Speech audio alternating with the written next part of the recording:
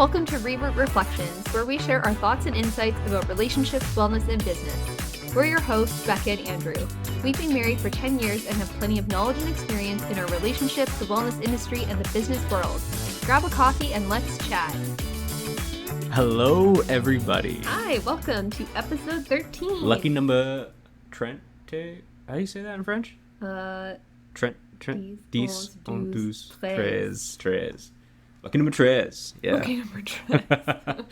All right. So today's a really interesting topic. I'm really excited to dive into it. We're going to be talking about how to handle colleagues and clients who challenge your expertise. Yes, and I think a big one. We all know, both of us know a lot about this in our respective fields. It's always fun when there is a overlap of like a struggle that you and I are dealing with, even though we're in very different fields. I mean, it's different, but it's also very same at the same time. Like we're same but different. Same but different. We're both dealing with change, trying to get people to change at the end of the day. Yeah, it's true. Just in different ways. Of course, we came up with it a couple minutes before we decided to record this on our walk, as we usually do. Our usual Sunday walk with Luna, yep. And now we're recording at 12:30 on Sunday. Yeah, you know what? This is just going to be what it is. Fresh, keeping it real. And let's talk about kind of what we've done in the last week. So I'll start. This week was the solo camping week for me with Luna. It was great. Just went to a place that we usually go to up here in just about an hour and a half outside of Toronto. Not even that far away, but like super remote. It was great to go away. And I think Luna had a really good time. She was exhausting. You know, it's really exhausting camping alone. This is the first time I've done it. You got to do everything. You got to cook. You got to make the fire. But with Luna, you got to make sure she's taken care of, go on walks. You can't really divvy up any of the responsibilities. I felt like I always had something to do, and that was something I was really worried about going solo camping, was being alone with my thoughts. Getting bored. Yeah, getting super bored, but I felt like there was always something to do, whether it was like chopping wood or cooking or taking Luna for walks or whatever. I had a really great time, and I hope Luna did. And then yesterday we had... we worked on our, not yard, but we've got a terrace in our condo, and so we worked on getting that ready for the summer. It was funny because it started out with me being like, man, I should really go trim the hedges outside. And the weeds and stuff, and then it turned into, let's repair some of the broken deck boards that have been broken for 2 years, waiting for our condo management company to deal with it. Literally sending like multiple requests for them, to a point where we finally had somebody come in, check it out, and be like, yeah, this definitely needs to be fixed. And that was like a year ago. And we never heard back since. Yeah. And they're like, well, we're repairing the whole like outside, so eventually you're going to do it as part of that. And I'm like, yeah, okay, but all this wood is rotted, right? So even though it technically is their responsibility, because it's condo property out there, even though it's like our private area, it's technically like every balcony is not technically like yours. It's always part of the condo. So they are responsible for it. But at a certain point, me and my neighbor, we're always just repairing our own stuff, because just like we just have no patience, and this stuff just needs to get done. And so, yeah, we just took care of that. It was a whole day job, though. Yeah, all the boards, and redid some of like the beams and stuff. Yeah, big ones. And I did all the weeding and trimmed the hedges, and it's looking really great. Got all that cleaned up, and it looks amazing now. Yeah, it looks nice and clean. It looks really awesome. So yeah, that was pretty much my last week. So tell me a little bit about yours. Yeah, like we said yesterday, we did the gardening and some repair on the terrace, and this week for me was my return to work after vacation last week, so that was good. I think, like we said in our last episode about sleep, I was going to try and get back on track with a sleep routine, and that did not happen. But it's hard to make changes to your lifestyle and things like that, and I think that kind of ties into today's episode as well, on trying to get people to change their behavior, whether it's around making a change in a company or with your sleep habits or with nutrition. It's one thing to say, oh yeah, here's what you need to do. Like on paper, it sounds relatively easy, but then when you try to implement it in real life, it's a lot more complex to make it stick. Yeah. And I think everyone, rightfully so, thinks that they're an expert in their own like way of doing things and how to change, and sometimes some of the obvious stuff is not necessarily like obvious to you because you just are too close to it. And so sometimes you do need that external person to come in and tell you, here's some ways that you can manage it, but it's really hard to listen to somebody else when it comes to like changes that you need to make, right? Either for your Yeah. business or yourself, right? Yeah, and I think a big topic that will probably come up today is like the stages of change. There's I forget what the theory's called now, but it's essentially when people are either in like a pre-contemplative like stage. You get to assess like where they are in terms of readiness to change. If they're ready to, if they're just thinking about it, they might change in the next 6 months or so, or if they're ready to take action in like the next 30 days. Yeah. And then there's like a maintenance phase to it as well. I like that, actually. I feel like we should talk about that in another episode, all like the frameworks for change. Yeah. Because I think there obviously are frameworks for change in managing change for a business. It'd be interesting to kind of hear what, from a health perspective, what those frameworks are and compare and contrast them. Yeah, I think that should be, maybe we'll talk about that next week. There you go. Yeah, it's a really good idea. Yeah, I actually like that because I'm interested to hear what the whole health side of change would be. Well, because like I had said too, right? Like as different as our industries are, at the end of the day, having to change human behavior is standard across the board. And there's all these different theories out there on how to assess someone's readiness to change. And I think it could be applied to any industry. I think that's the point of them. Yeah, Yeah. I agree. So why don't we dive in? Let's do it. I think, like we talked about, today is going to be talking about handling colleagues and clients who challenge your expertise. Obviously, Becca being a dietitian, expert in the nutrition space, typically the only dietitian in your like area that you're responsible for. It's not like you're with another dietitian. Is that correct? Well, I think I'm in a unique situation where I have another dietitian I work with on my unit, like in surgical oncology, but we cover different kinds of cancer.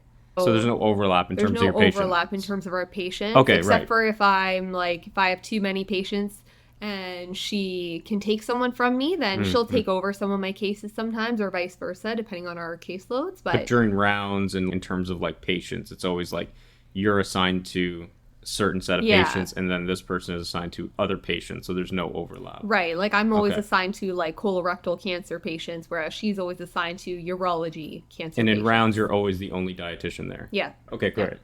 And then in terms of me, it's similar in the sense like I think as a change management consultant, there are two ways that you get onboarded with a client. So either you're onboarded as more of a resource augmentation, or you're there to augment or resource restraint. There's not enough resources to help support a project, but there is like a change management group, but they just don't have enough resources to manage it. And so they'll hire you as a way to bridge that gap temporarily for a certain project. That's probably the more common. And then the other one is just there is no change management office. There is no change management group. And you're hired there to represent and lead the change aspect of that project. So oftentimes you are solo. You're alone. You're the only one there managing the change. And in both cases, they introduce different complexities around influence and trying to, or having your expertise challenged. I think it's honestly equal on different sides. Like when you're in your resource that's being augmented, you're honestly challenged by the change management group that exists around like how to move forward. And then when you're there solo, you're challenged by the project lead or the sponsor around like this change approach isn't going to work because of XYZ. But at the same time, you're having to deal with different types of challenges and you have to navigate them in different ways. I don't know, do you experience like a certain set of challenges that are always the same in your world, or is it like different for different types of people, like between like allied partners, I imagine, and patients or anything like that? Yeah, I definitely think there's some recurring challenges that come up. I think probably one of the biggest ones in terms of like interprofessional peers comes down to working with doctors. And if they're trying to work to get someone discharged as soon as possible, for example, but the patient hasn't been able to eat well yet, and they're still on like some form of nutrition support, whether it's like tube feeding or IV nutrition, then sometimes they're pushing you to stop that when the patient isn't ready for it. And from my perspective, like my goal and my role with patients is to make sure they're eating properly and able to tolerate everything before they leave hospital. Because the last thing we want is for them to go home malnourished still and not be fully ready to get themselves healthier again. And then, God forbid, they come back to the hospital because they weren't ready to leave and we push them out the door or something. So that's a lot of the time where my challenge is, or in starting nutrition support for someone as well.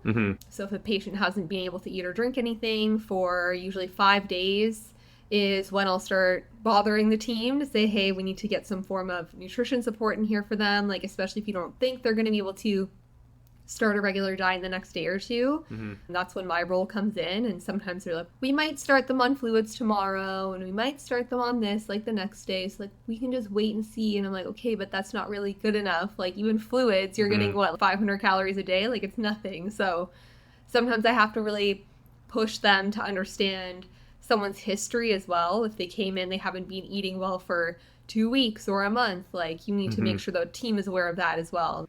The other main challenge that comes up a lot is just like patient readiness for change. So if they need to follow a specific diet for a few weeks after their operation or need to focus on certain nutrients in order to promote their wound healing or something, like that can be a challenge as well if the patient isn't ready to make those changes at home, or if they believe they know better, which I think ties a lot more into today's topic. If they think they've done their own quote unquote research and they know just as well as you do or even better, then it can be challenging to come into that conversation and try and persuade them otherwise. Yeah, no, 100%. Yeah. And I think that we were talking about that at the beginning a little bit, just around people, especially when it comes to, I imagine, changes that involve themselves. Yeah. I'm going to take the lead here, and sometimes it's hard to just accept help, and get that feedback. And really rely on it, because it's almost like a personal attack sometimes when you're telling somebody to change what they're doing. It's kind of like means that what I was doing was not right. Right. And then, you almost kind of elicit a defensive response. And once you do that, it's really hard to get people to really listen attentively and actively listen to what it is you're saying, because they're automatically just thinking about what am I going to say to defend what I've been doing.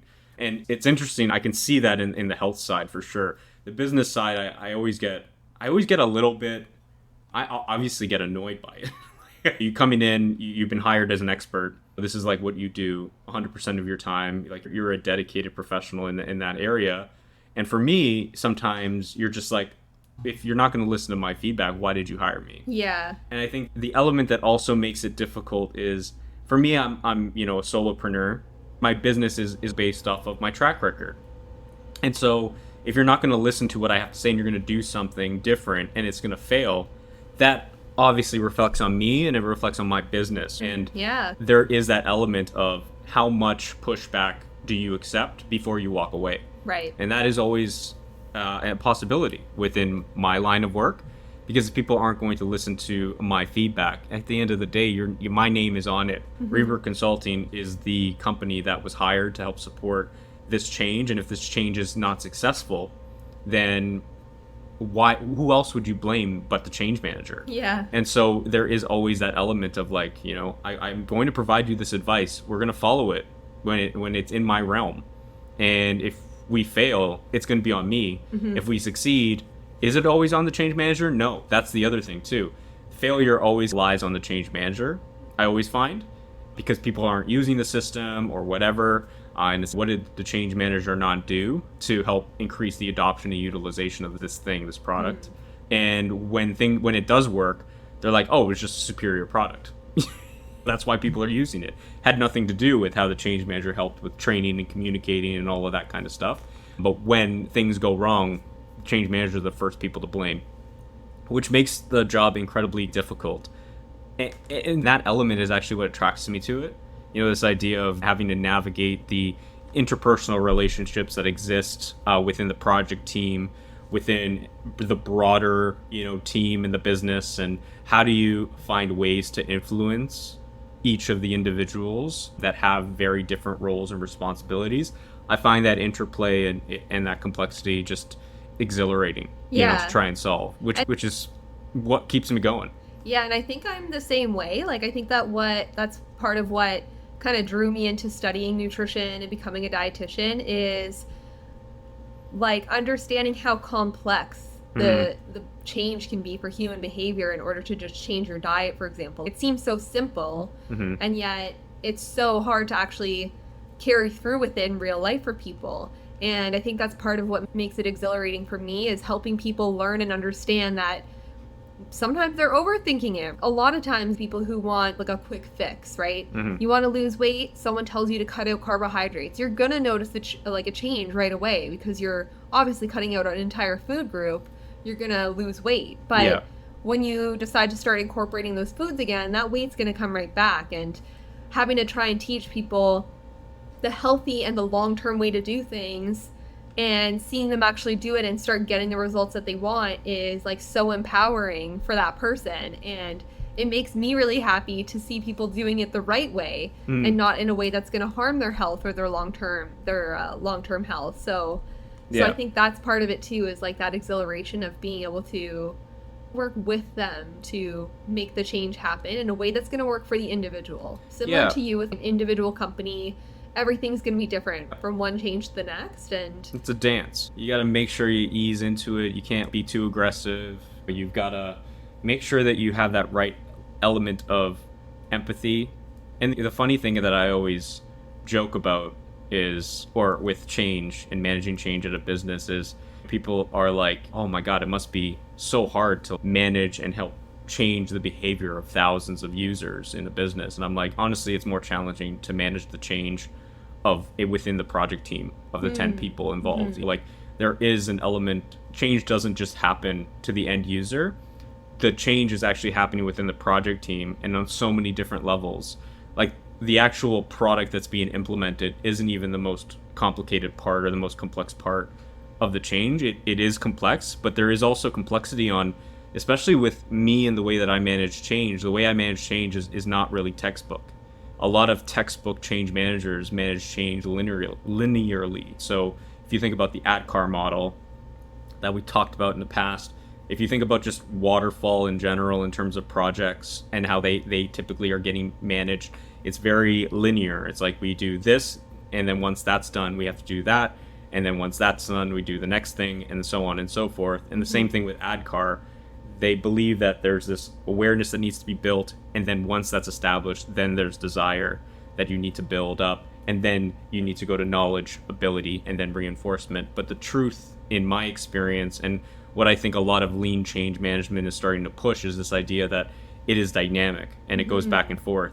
You have people that will go from awareness to then desire, and then need to go back to awareness, or they build the knowledge, and then as they're building knowledge, they learn something new, and then they need to build awareness of that and learn how to get that desire to change that element, and then they go. So it's very cyclical. Right. And that's why this idea of like agile and change management are starting to kind of marry together, because it's change management is not linear, because we're dealing with people, and people don't operate in a linear fashion. No. They're very dynamic.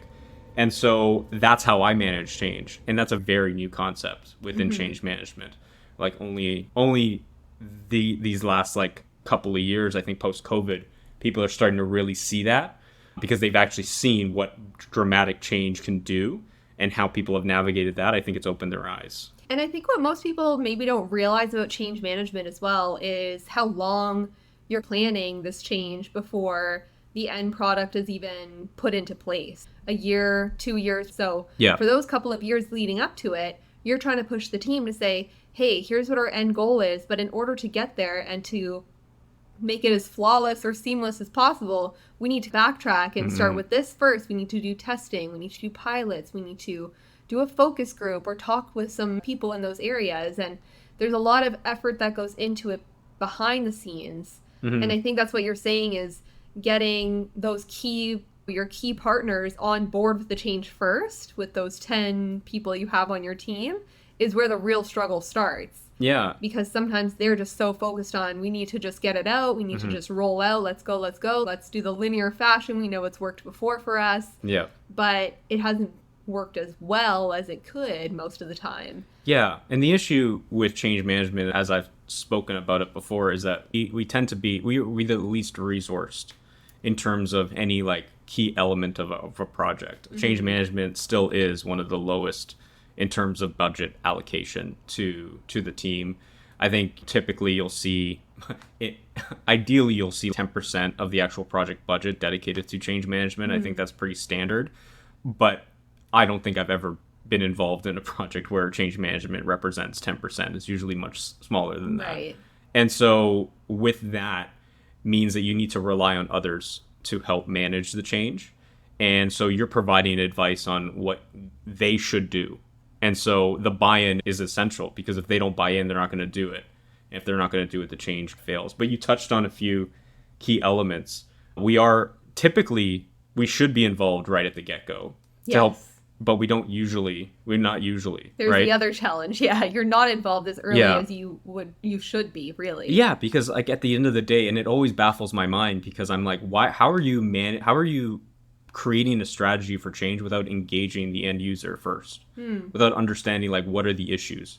Like, how are you coming up with this strategy without actually understanding what the gaps are? And so that's where change management comes in. It's, let's talk about what do people want to see happen. And if you can get that and at least accomplish like a good chunk of what the end user is wanting to see in a change, that will help with your buy-in significantly. But let's like capture that. If you're going to go through this gigantic project, this new system implementation, an ERP, like you need to understand where the gaps are, and not just from a business standpoint, from an operational standpoint, but from an end user standpoint. Like, what are the issues that they're facing now?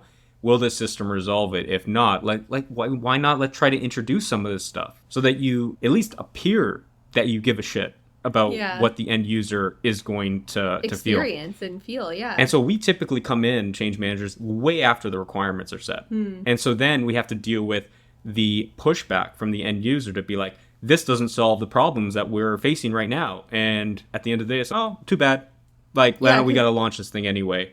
And now we're having to manage this pushback, right? Which makes the change so much more complicated and it's complex. Because then you're also getting pushback from both sides. You're getting pushback from the end users because they're not happy with how this strategy has been set out. Yeah. But then when you go back to the team and say, we need to change this, they're like, oh no, like we've done all this work already to set this strategy in place. And you're like, I'm stuck in between a rock and a hard place now, because you know what needs to happen. Yeah. But both sides are pushing back on you to say, no, this is how we've done it. It's just going to have to be that way. Yeah. It's tough. And I think sometimes I get involved and they've done all this stuff and they still fall into traps that they need change management. And like, they don't necessarily do, but I'm starting to feel like they do, because this is not like a specific change management role around gathering requirements and making sure that the system is going to be what the business and the user needs. But I'm finding more and more that without change management representation, there's always gaps in those areas.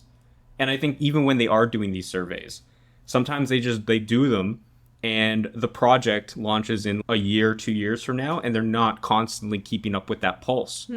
Like, you're telling me you're going to come up with a strategy and a set of requirements, and then you're going to launch a thing in 2 years, and you're not going to think that those requirements are going to change? Yeah. Come on, 2 years? A lot can happen in 2 years. Think about 2020s, right? Like 2020 to 2022, that's 2 years.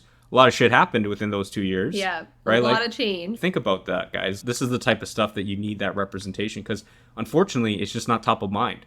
And I don't fault them for it. That's not their area, but you've got the resource, or you should have the resource in place to make sure that somebody's thinking about these things. Yeah, I think I have an example that's somewhat similar to just give another perspective from like a health stance. Yeah. I had a patient in the past who they were elderly and they weren't eating well for many months, even before coming to hospital. And then unfortunately got a new diagnosis of cancer, had to have pretty extensive surgery. And I put them on IV nutrition just as support because they were very malnourished, even just coming into the hospital. But then post-operatively, they were able to start eating again. But they were eating like a couple bites of food here and there, like barely anything, maybe 300-400 calories a day, like not enough to help promote healing and to get them better and recovered. And with some of the team and the doctor specifically, they were like, her gut is working again. And so the standard for that is to now put them on a tube feeding instead of the IV nutrition. And I was like, yeah, I agree. That's normally the standard of what we do. But if we look at the actual patient as the individual that they are, first of all, they have a really poor appetite to begin with. Mm-hmm. If we start tube feeding and feeding them into their stomach, they're going to get full so quickly, and then they're not going to even take a few bites of food probably, because they're going to get full from the tube feeding. Mm-hmm. Second of all, the tube feed means that you've got a tube going in your nose, down your throat, into your stomach, and they already had issues with eating when foods were like too dry or just like not enough moisture in it. And now if you've got a tube in your throat and you're trying to swallow, it's just going to make it even harder. Right. So I'm like, I understand that the standard is to put someone on a tube feeding when they're not able to eat enough calories. But I'm like, if we look at this patient as the individual that they are, like, let's just think about what the, I don't know, more common sense option is, which is to keep them on IV nutrition, help promote their intake by getting them to continue to start eating more and more bites of things. And that's what we had done with them for a few days. And sure enough, after a few extra days of that nutrition support through IV versus the tube feed, they then started eating their entire breakfast tray instead of just a couple bites. And it's being very slow, which I think sometimes irks the team. They want things to move faster than they sometimes do. But you really got to look at this person as the individual and say, okay, like, let's step back for a second and say, yes, this would have been the standard way to treat them, but what do we think is actually going to get them there faster? Mm-hmm. And let's do that, and it's going to be more comfortable for the patient, like all of this and that. Again, it's working between what the team wants and then what's best for the patient.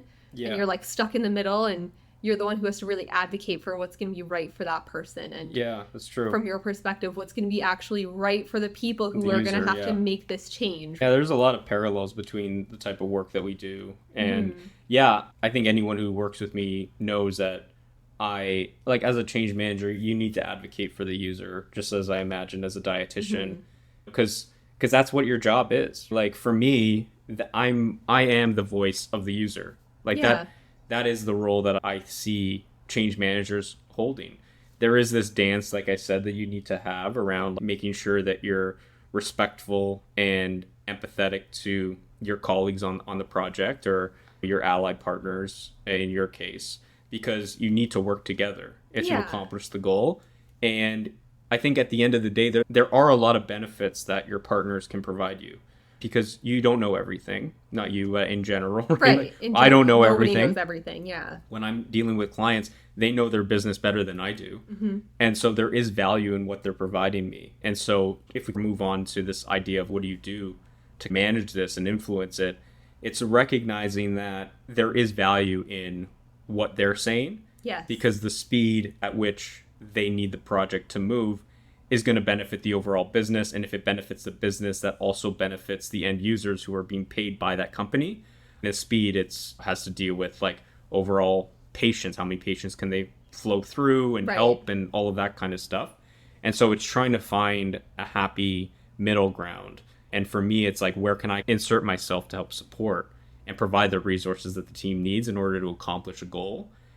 And so getting my hands dirty essentially is how I approach it. You can't just be that person that kind of comes in, because we've all had these types of colleagues where it's like, oh, this is what you need to do in order to do it. Go do it. You know, for me, it's more of like, you know, based off my experience, you know, I've seen this happen before, and this is how we managed it. Based on your experience of the company here, do you think that would work? And then it's almost like you are trying to get them to be involved in the decision making. Mm-hmm. And that automatically, for me, increases the chances that they're going to actually follow a hint of my own direction. Maybe it's not going to be exactly what I would have done, but now we're partners in this. We're partners in the solution. And now we're almost like vested in trying to find. So if that approach doesn't work, we're now vested in together trying to find a solution that will. And at the end of the day, we all have the same goal. And then that's the important thing to remind everybody. So like we always say in this podcast, the answer is typically in a balanced solution. Yeah. It's not just your word. Even though you are the expert, I'm the expert in change. If I can't get the team member to change one person to change their mind on how to approach something differently, how good of a job am I doing as the change manager for that organization? Because it's not just the end user I need to help change. a lot of the times it's a company. It's Yeah. building that change Yeah. maturity. Yeah, for sure. Yeah, and I think it's important to, like you were saying, assess who you're working with and their readiness for change, because sometimes I'll have patients who I have that conversation with them, I'm providing them some diet education before they go home. Maybe they need to follow a certain diet for a few weeks after their surgery. But at the end of the day, I always remind them, you're going to know your body best, especially if you've been dealing with a disease for quite a few years or many decades sometimes if they've got some form of IBD. And I always remind them, like, you know what how your body's going to react best as to what foods you can and can't tolerate. And the same thing will still apply post-op, but maybe there's going to be foods that you can try again, see how you react, and take it from there. Mm-hmm. But for some patients, that can be really scary, because they don't really want like that gray area of maybe I'll try it and things will go great, but what if I try it and I still react really badly? Mm-hmm. Or they want more direction and more instruction on how to do things. And at the same time, you've got patients who come in and they automatically think they know better and think they know exactly what they need, and they don't really want to listen to your advice. And you're like, okay, my job is still to come provide you with the evidence-based options and what I would recommend you do. But if I can tell just from my immediate conversations from them that they're the kind of person who's more set in their ways because they know what's worked for them in the past and they're just going to stick with that, then you have to go with the flow in that sense too and say, all right, let me not waste too much of my time and energy here, because I already know from what they've told me that they're not going to try anything I'm saying. But at least I did my due diligence, told them what the scientific way to do it is and what we know is best based on science and evidence. But if they don't want to follow it, then that's their choice. Yeah. It is, right? You can only do so much. And I think if we start talking about the idea around techniques on like how to handle patients, colleagues, clients, what have you, in helping them change their mind and follow the approach or the technique that you're recommending, I think we touched on some of the highlights already. This idea of there is value in their side of the story, 100%. Right? Because it's like, for your case, it's their body. They know their body. They know what works, what doesn't. That kind of history is going to be important for you in establishing what the final approach is, I imagine. Yeah, if they've been lactose intolerant their whole life, I'm not going to be like, oh, you could be able to eat any dairy products you want post-surgery. And they're like, oh, I'm lactose intolerant. I'm like, oh, never exactly. mind. For their social economic status, I imagine. Yeah, yeah. And then in my case, it comes down to the same thing, like around history. How have the individuals in the project team, like what has the caliber of change managers that they've dealt with in the past? How successful have changes been with their company? If they've been very successful in the past, they're going to be very adamant about following the exact same approach. Yeah. And as a change manager, you need to recognize that, hey, listen, if it ain't broke, don't fix it. Yeah. For me, I think in terms of how I manage situations where I get this element of resistance,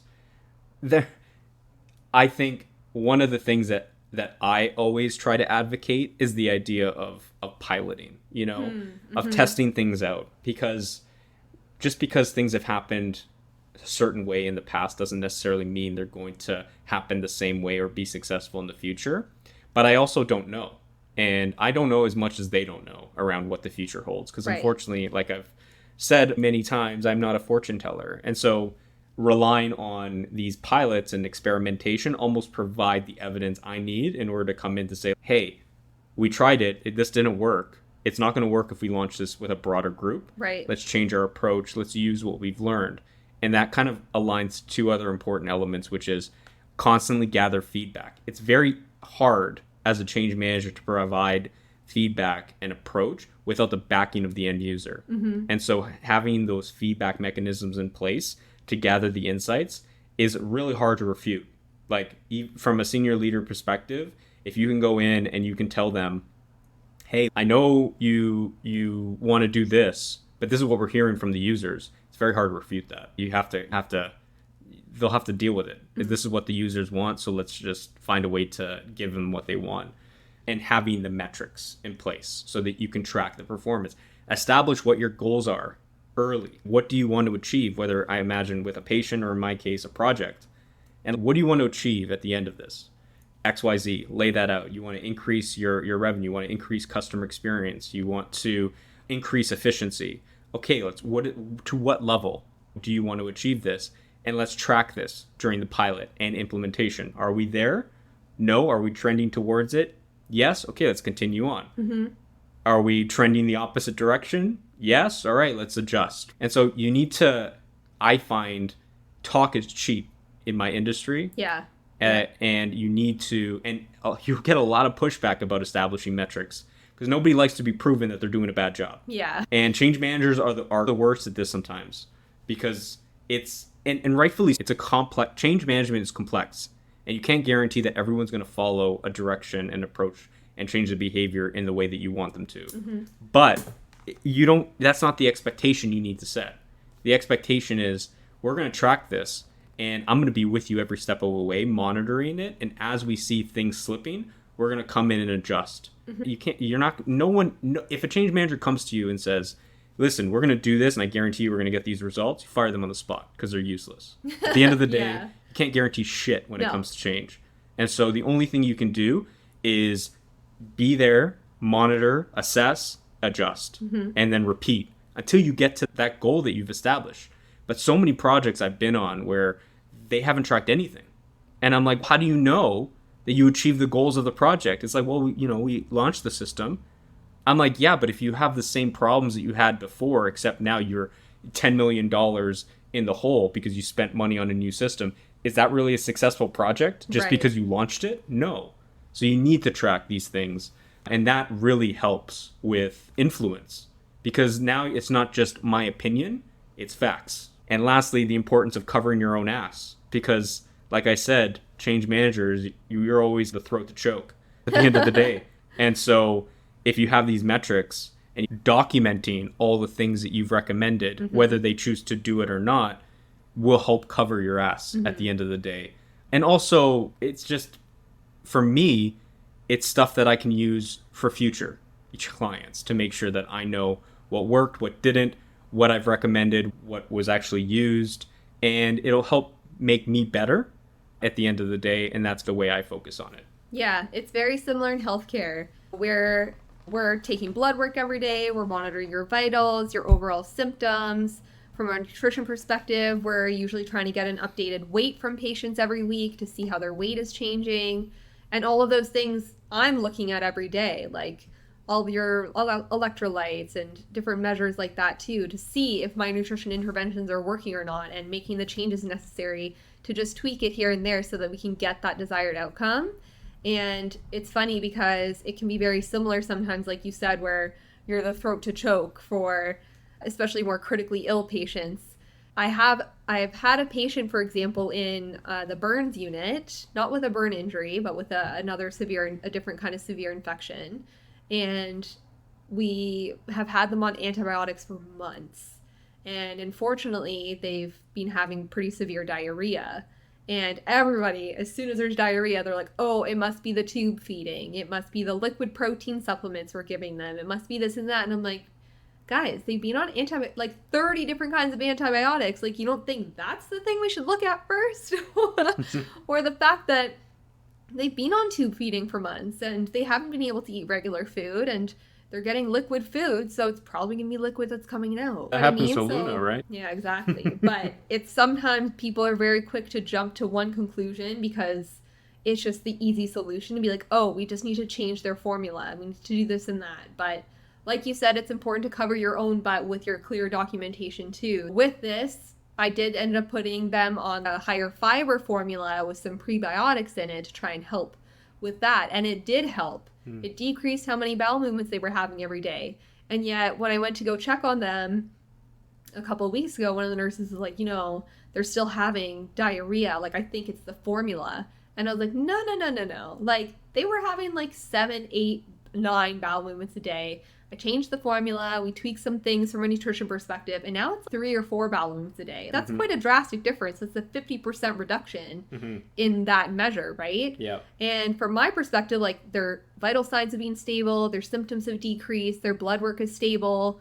the formula that I've chosen for them has been like received really well from them. No nausea, no vomiting, no severe bloating. All these things I have to say, this is working. Right. And lo and behold, then during rounds, we were like, we had them on a new antibiotic, and this is why the bowel movements started increasing again. So it's not the formula. And I'm like, sometimes you have to look at the bigger picture, and that's a really big piece of being a dietitian in clinical sometimes, is saying, no, it's not my nutrition intervention. Let's look at all the medications they're on, all the different symptoms that they're having. Maybe they're post-op and they're having something go wrong because of that. People are easy to jump to one solution, but I love that. you got to back yourself up sometimes to say, no, there's a whole bunch of other things in this picture right now that could have been the root cause. I don't think it's this. Yeah, I like that, because you've isolated, like you had a theory, you gathered insights from people, you were able to isolate the issue by introducing the new formula,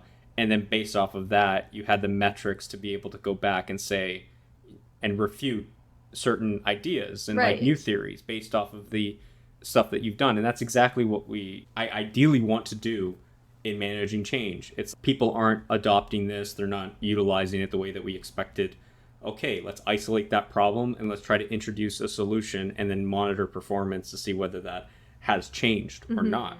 That is the approach. I think the struggle with change management that we have is, I think, threefold. It's a lack of resources, which make it really difficult to do all of these things.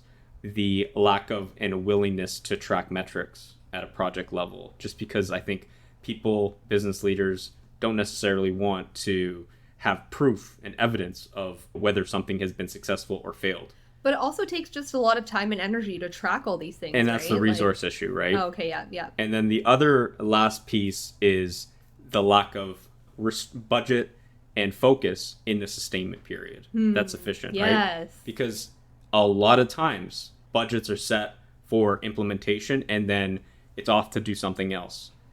And sustainment is incredibly important because you don't know whether something's going to work. Think about it from your standpoint. Could you imagine you come in and you have a nutrition assessment and idea around like how to solve a problem with a patient? You do what you do and then you never speak to them again. Yeah. Sure hope it worked. Who knows? Yeah, and you're just like, I don't care. I got to move on to another patient. Could you imagine doing that? Yeah. That would be wild. This is what happens in change all the time. They implement it, and then there's no budget to manage the sustainment period. To be like, hey, did it work? Who knows? Let's keep going. Move on to something else and not have any attention given to this. And it happens a lot. So those are the three main issues. I think if we can solve those, and I think at the end of the day, it comes back to what you were saying, the first one. It's resourcing, having adequate resources that are effective at managing the change, but also allocating the necessary amount of resources so that you can manage a change effectively. I think hopefully solve the issue we're having with a lack of metrics and a lack of sustainment. And that's such a valuable learning that you have, because it will help you in your organization moving forward with other changes to be like, hey, we launched the system, and once we launched it, all these problems happened that we had to resolve on the fly. And now when we move on to the next one, at least we're armed with that information. We've learned some of those lessons. But you don't get that. And it's unfortunate. There's a lot of work that needs to be done in managing change. But here's just, and I'm sure we'll talk about more and more as we go. But I think this is a good place to end it. Yeah, I think in terms of like overall takeaways from our chat today, and especially from coming from our perspective on how to more effectively communicate or manage changes with people, I think building that rapport and that trust is like super key, especially in my field, building rapport with your patients to let them know like you're listening to them and their experiences and what has and hasn't worked for them before. And you're building that trust so that whatever you do provide to them, they're going to trust you because you've built that relationship with them. I think also using like the evidence-based practices and data, whether it's collecting your information for monitoring follow-up or using your evidence-based information to promote why someone needs a certain intervention, I think usually will help come to an agreement when you're determining what to do.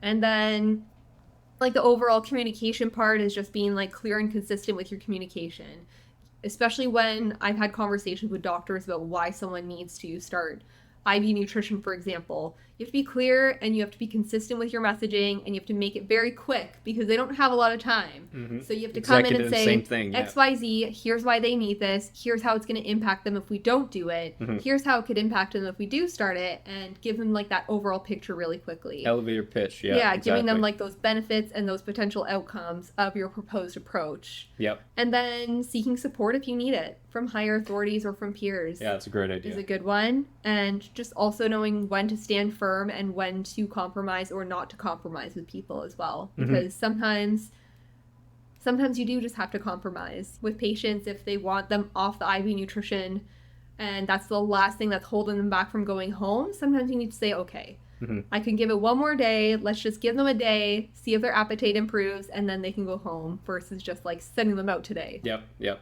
The compromise, I think, is something you got to work with as well sometimes. I agree. And I think from a concept of change, I think all of those things apply. The one thing that we have the value of is a change agent network, which is a bunch of advocates that you can select to be able to participate in the project, and their voice at the table with senior leaders is super powerful because you're not the one giving advice as an external person. You're now hearing advice come from the advocates. It's a group that you can rely on to help get your point across, and it provides also that level of authority and authenticity and credibility that change managers often lack, especially as an external consultant. And so having those folks on your team is important. It's also really difficult to establish. I actually do have an article coming out on Tuesday. Oh, so nice. Tomorrow for when this posts. Oh, yeah. And so around my experience with managing change with change agents and making sure that they're established effectively. It's a really complex thing to do. And I've gotten some feedback from other change managers for the article. And if you are in change and you're listening to this and you're curious about how to manage your change more effectively with the resource constraints, Change Agent Network is a way to go. And let's read that article. Let me know what you think. I'm always interested to hear what people think and what's worked for them. That only makes us better as a group.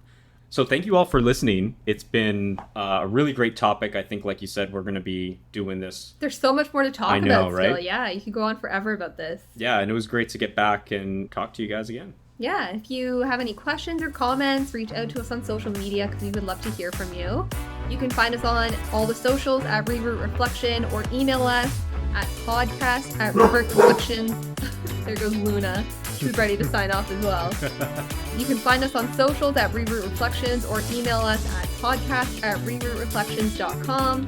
And if you haven't already, please subscribe via whatever platform you're listening on and share the podcast with a friend. Thank you all for joining today. We'll come back next week with an episode, I think, on the frameworks. I think we'll talk a little bit about that. So if you have any ideas on that subject, let us know.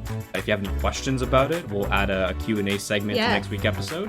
But until then, remember, don't be afraid to reroute. Bye. Bye.